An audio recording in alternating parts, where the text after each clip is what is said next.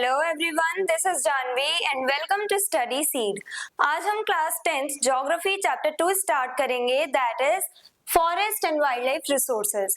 अब इस चैप्टर में हम ये जानेंगे कि क्यों फॉरेस्ट और वाइल्ड लाइफ यानी कि जितने भी एनिमल्स हैं, जितने भी क्रिएचर्स हैं, सभी स्पीशीज जो हैं वो हमारे लिए इतने इंपॉर्टेंट क्यों हैं, उनके बारे में हम इस पूरे चैप्टर में पढ़ेंगे। ये जानेंगे कि कैसे हम अपनी बायोडाइवर्सिटी को खराब कर रहे हैं, फॉरेस्ट और वाइल्ड लाइफ में हमें डिक्लाइन देखने को मिल रहा है हमारी वजह से, हमारी कुछ एक्टिविटीज की वजह से, ह्यूमन एक्टिविटीज की वजह से हमें अपनी बायोडाइवर्सिटी पे नेगेटिव इम्पैक्ट देखने को मिल रहा है। तो उसके बारे में हम जानेंगे इस चैप्टर में, और ये भी देखेंगे कि हम कैसे फॉरेस्ट रिसोर्सेज को और अपनी वाइल्ड लाइफ को कंजर्व कर सकते हैं, प्रोटेक्ट कर सकते हैं।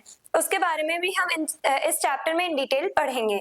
तो आज के वीडियो में हम इस चैप्टर का इंट्रोडक्शन देखेंगे, एक ओवरव्यू देखेंगे कि पूरे चैप्टर में पढ़ने क्या वाले हैं, ये चैप्टर किस से रिलेटेड है, उसके बारे में हम आज के वीडियो में डिस्कस करेंगे। India has a wide variety of plants, animals and micro organisms. अगर हम इंडिया की बात करें तो इंडिया में काफी तरह के डिफरेंट स्पीशीज ऑफ एनिमल्स पाए जाते हैं, प्लांट्स डिफरेंट स्पीशीज के पाए जाते हैं, काफी सारे दूसरे माइक्रो ऑर्गेनिजम्स पाए जाते हैं। तो इंडिया में बहुत सारे अलग अलग तरह के प्लांट्स, एनिमल्स, माइक्रो ऑर्गेनिजम्स पाए जाते हैं, यानी इंडिया में काफी ज्यादा हमें डाइवर्सिटी देखने को मिलती है in the term of ecology. In terms of ecology हमें काफी ज्यादा डाइवर्सिटी देखने को मिलती है, हम इसे बायोडाइवर्सिटी भी कहते हैं। तो इंडिया में हमें बायोडाइवर्सिटी काफी ज्यादा देखने को मिलती है। In terms of biodiversity India जो है वो वर्ल्ड के one of the richest countries में से एक है। India is home of about 8% of the total number of species in the world. अब इंडिया जो है, यहाँ पे हमारे देश में, इंडिया में पूरे वर्ल्ड के 8% स्पीशीज रहती हैं। 8% जो पूरे वर्ल्ड में स्पीशीज हैं वो इंडिया में पाई जाती हैं, यानी कि बहुत different type of species, animals की, प्लांट्स की, हमें different type of species India में देखने को मिलती है। Significance of forest and wild life. अब फॉरेस्ट और वाइल्ड लाइफ इतने इंपॉर्टेंट क्यों है हमारे लिए? Forest provide oxygen, timber, fruits, herbs etcetera. अब फॉरेस्ट जो है वो हमें बहुत सारी चीजें प्रोवाइड करते हैं।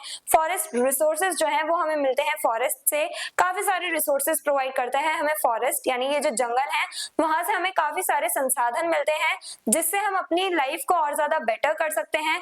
खुद सस्टेन करने के लिए हम लोगों को जो रिसोर्सेज चाहिए होते हैं वो हमें फॉरेस्ट से मिलते हैं। जैसे कि ऑक्सीजन हमें फॉरेस्ट देते हैं, हमें पता है कि ट्रीज से हमें ऑक्सीजन मिलती है, तो फॉरेस्ट जो है वो बहुत ज्यादा अमाउंट में ऑक्सीजन प्रोड्यूस करते हैं। देन टिम्बर यानी कि लकड़ियां हमें मिलती हैं, वुड मिलती है हमें फॉरेस्ट से, जिससे हम डिफरेंट टाइप ऑफ मटेरियल बनाते हैं। वुड का हम यूज डिफरेंट टाइप से करते हैं, तो उसके लिए ये जो वुड है, ये जो टिम्बर है, वो हमें कहाँ से मिल रही है? फॉरेस्ट से मिल रही है।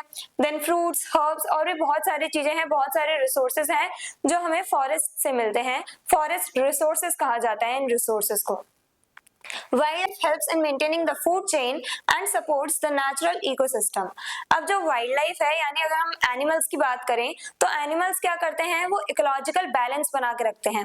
जो एनिमल्स होते हैं वो फूड चेन फॉलो करते हैं। जैसे अगर हम बात करें, बचपन से ही हमने छोटी क्लासेस में भी फूड चेन के बारे में पढ़ा है। अब ये इकोलॉजी को बैलेंस कैसे कर रहे हैं? जो हमारे वाइल्ड लाइफ है, जो हमारे एनिमल्स हैं, वो इकोलॉजिकल बैलेंस कैसे क्रिएट कर रहे हैं? फॉर एग्जाम्पल, अगर लायन जो है वो डियर को नहीं खाएगा, हंट नहीं करेगा, शेर जो है वो हिरण का शिकार करता है, और अगर वो नहीं करेगा तो उससे क्या होगा? हमें हर जगह जो हर्बीवोर्स हैं वो देखने को मिलेंगे, हिरण देखने को मिलेंगे। तो ये जो डियर है उनकी पॉपुलेशन बढ़ जाएगी, जिसकी वजह से एक इम्बैलेंस क्रिएट हो जाएगा हमारे इकोसिस्टम में। तो ये जो इम्बैलेंस क्रिएट हो जाएगा तो उसकी वजह से इम्पैक्ट हमें देखने को मिलेगा सभी तरह से, सभी पर, यानी पूरे वर्ल्ड में देखा जाए तो काफी गहरा इम्पैक्ट पड़ेगा किसी एक स्पीशी की पॉपुलेशन बढ़ जाने से। तो इससे क्या हो रहा है? हमारा इकोलॉजिकल इम्बैलेंस हमें देखने को मिल रहा है। तो कार्निवोर्स क्या करते हैं? हर्बीवोर्स का शिकार करते हैं, जिसकी वजह से हर्बीवोर्स की जो पॉपुलेशन है वो कंट्रोल में रहती है। साथ ही साथ काफी सारे जो प्लांट्स हैं, श्रब्स हैं, हर्ब्स, श्रब्स जो हैं उन्हें खाते हैं हर्बीवोर्स, जिसकी वजह से ज्यादा जो प्लांट्स हैं, जो जंगली पेड़ पौधे हैं, वो नहीं उग पाते हैं हमें हर जगह, वरना फॉरेस्ट जितने हमें घने दिखते हैं उससे भी ज्यादा घने दिखते हैं अगर ये हर्बीवोर्स नहीं होते तो। क्योंकि ये जो हर्बीवोर्स हैं वो प्लांट्स के जो डिफरेंट जो प्लांट्स ग्रो कर रहे हैं उस पर थोड़ा कंट्रोल करते हैं, वरना काफी ज्यादा बड़ी बड़ी ग्रासेस हो जाती हैं। जो फॉरेस्ट है वहां पे, जहां हम फॉरेस्ट में आजकल जाते हैं, हंटिंग के लिए जाते हैं या किसी भी पर्पसेस के लिए हम लोग जा रहे हैं, कैंपिंग करने के लिए भी अगर जा रहे हैं फॉरेस्ट में, तो हम लोग वहां पे रह नहीं सकते थे, ऐसी कंडीशन हो जाती है, इतनी बड़ी बड़ी ग्रासेस हो जाती है। तो उस पे कौन कंट्रोल कर रहा है? हर्बीवोर्स। और हर्बीवोर्स की पॉपुलेशन को कौन कंट्रोल कर रहा है? कार्निवोर्स। तो इसकी वजह से क्या हो रहा है, हमें एक इकोलॉजिकल बैलेंस देखने को मिल रहा है कि एक प्रॉपर तरीके से हम अपने इकोसिस्टम को बैलेंस में मेंटेन करके चल रहे हैं। तो वाइल्ड लाइफ भी बहुत ज्यादा इंपॉर्टेंट होती है, क्योंकि यही इकोलॉजिकल बैलेंस क्रिएट करती है। But today, forests and wildlife are declining rapidly due to human activities. लेकिन आज प्रेजेंट टाइम की हम बात करें तो वाइल्ड लाइफ और फॉरेस्ट, यानी फॉरेस्ट और एनिमल्स जो हैं, ये बहुत कम होते जा रहे हैं। एनिमल्स की पॉपुलेशन में हमें डिक्लाइन देखने को मिला है। फॉरेस्ट हम लोग कट कर रहे हैं। ये सब क्यों हो रहा है? हम ह्यूमन एक्टिविटीज की वजह से, हम ही ह्यूमंस की वजह से ये जो वाइल्ड लाइफ है, जो एनिमल्स की पॉपुलेशन है, उसमें हमें डिक्लाइन देखने को मिल रहा है। साथ ही साथ फॉरेस्ट की भी हमें कमी देखने को मिल रही है। जंगल जो है, जो पहले जितने घने हुआ करते थे उतने आज नहीं है। क्यों? क्योंकि उन जंगलों को हम लोग काट रहे हैं अपने यूज के लिए। जो पेड़ हैं उनको हम लोग काट रहे हैं, फॉरेस्ट एरिया जो है उसे क्लियर कर रहे हैं अपने यूज के लिए। तो ह्यूमन एक्टिविटीज की वजह से आज जो है फॉरेस्ट रिसोर्सेज हमें कम देखने को मिल रहे हैं। फॉरेस्ट में जो ट्रीज, जैसे पहले जितने ज्यादा ट्रीज हुआ करते थे, इतना बड़ा एरिया हुआ करता था फॉरेस्ट का, आज वो हमें उतना देखने को नहीं मिल रहा है, क्योंकि आज ज्यादातर लैंड एरिया जो है हम ह्यूमंस ने क्लियर कर दिया है फॉर आवर यूज। तो इसकी वजह से हम लोगों को काफी ज्यादा डिक्लाइन देखने मिल रहा है। और वाइल्ड लाइफ में कैसे डिक्लाइन देखने मिल रहा है?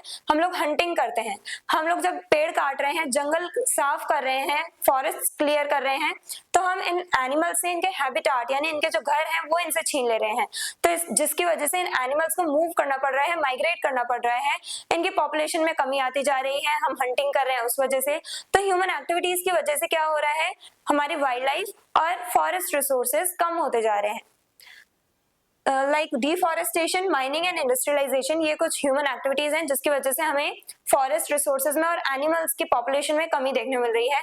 जैसे डिफॉरेस्टेशन, हम जंगल साफ कर रहे हैं, फॉरेस्ट क्लियर कर रहे हैं, पेड़ काट रहे हैं अपने यूज के लिए, इंडस्ट्री सेटअप करने के लिए, अपनी इंफ्रास्ट्रक्चर डेवलपमेंट के लिए हम फॉरेस्ट को क्लियर कर रहे हैं, जिसकी वजह से अल्टीमेटली कौन सफर कर रहा है?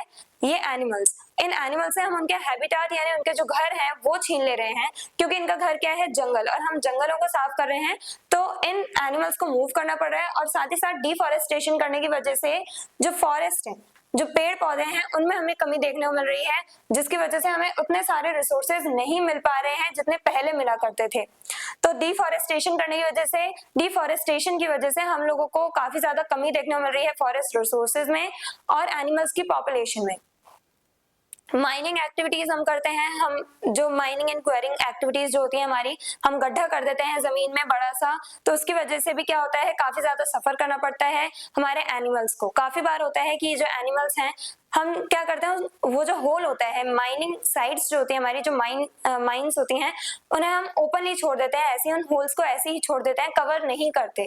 काम खत्म होने के बाद भी, रिसोर्सेज एक्सट्रैक्ट कर लेने के बाद भी हम उस होल को ओपन ही छोड़ देते हैं, कवर नहीं करते, जिसकी वजह से वो पूरा लैंड एरिया जो है वो एकदम खराब हो जाता है। क्योंकि अब ना वहां पे हम लोग ट्रीज देख सकते हैं, यानी अब हमने इतना बड़ा गड्ढा कर दिया है, जमीन में होल कर दिया है।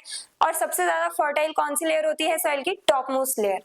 अब टॉप मोस्ट लेयर सबसे ज्यादा फर्टाइल होती है, उसे तो हमने इरोड कर दिया, खराब कर दिया, हमने बड़ा सा गड्ढा कर दिया, जिसकी वजह से अब प्लांट्स ग्रो नहीं करेंगे वहां पे।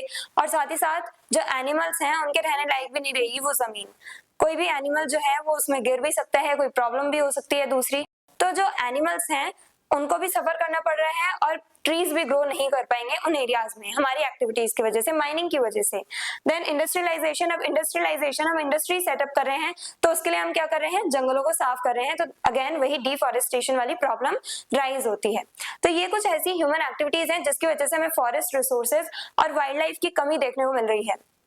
नीड फॉर कंजर्वेशन, अब इतनी हमें कमी देखने को मिल रही है। हमने देखा ये जो फॉरेस्ट है और जो वाइल्ड लाइफ है वो हमारे लिए बहुत इंपॉर्टेंट है। क्यों इंपॉर्टेंट है? क्योंकि फॉरेस्ट से हमें काफी सारे रिसोर्सेज मिलते हैं, और वाइल्ड लाइफ जो है, जो एनिमल्स हैं, वही इकोलॉजिकल बैलेंस क्रिएट करते हैं। तो इसलिए ये बहुत ज्यादा इंपॉर्टेंट है।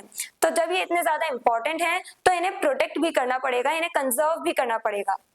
Conservation of forests and wildlife is necessary to maintain the ecological balance and preserve biodiversity for future generations. अब हमें फॉरेस्ट और वाइल्ड लाइफ इन्हें कंजर्व करना है, प्रोटेक्ट करना है। क्यों? क्योंकि हम लोग चाहते हैं हमारी जो इकोसिस्टम है उसमें बैलेंस बना रहे। हम अपने इकोसिस्टम में एक बैलेंस क्रिएट करके चलना चाहते हैं, जो कौन करते हैं? Wild life. जो वाइल्ड लाइफ है वही इकोलॉजिकल बैलेंस क्रिएट करते हैं, इकोसिस्टम में बैलेंस क्रिएट करके चलते हैं, मेंटेन करके चलते हैं। तो हमें वाइल्ड लाइफ को प्रोटेक्ट करना है जिससे कि इकोलॉजिकल बैलेंस बना रहे। साथ ही साथ हम लोगों को ये जो फॉरेस्ट और वाइल्ड लाइफ है इसे प्रिजर्व करना है अपने फ्यूचर जनरेशन के लिए, क्योंकि फॉरेस्ट जो है वहां से हमें काफी सारे रिसोर्सेज मिलते हैं, तो वो रिसोर्सेज हमें प्रॉपर्ली खत्म नहीं करने हैं। हमें फॉरेस्ट को कंजर्व करना है, प्रोटेक्ट करना है, जिसकी वजह से जो रिसोर्सेज हमें फॉरेस्ट से मिल रहे हैं वो रिसोर्सेज हमारे फ्यूचर जनरेशंस को भी मिल पाए। तो इसके लिए हमें फॉरेस्ट और वाइल्ड लाइफ को कंजर्व करना है, प्रोटेक्ट करना है, उनका हमें डिप्लीट नहीं करना है, इन रिसोर्सेज को डिप्लीट नहीं करना है, इन्हें कंजर्व करना है। तो उसी के बारे में हम इस चैप्टर में इन डिटेल पढ़ेंगे आने वाले वीडियोस में, और नेक्स्ट वीडियो से हम टॉपिक 1 स्टार्ट करेंगे इस चैप्टर का। आई होप ये इंट्रोडक्शन आपको समझ में आया है, इस चैप्टर का एक ओवरव्यू आपको मिल गया है। I hope this is clear. And अगर आपको इस चैप्टर के डिटेल नोट्स चाहिए तो हमारी वेबसाइट studyseed.net पर विजिट करें, लिंक डिस्क्रिप्शन बॉक्स में दिया गया है।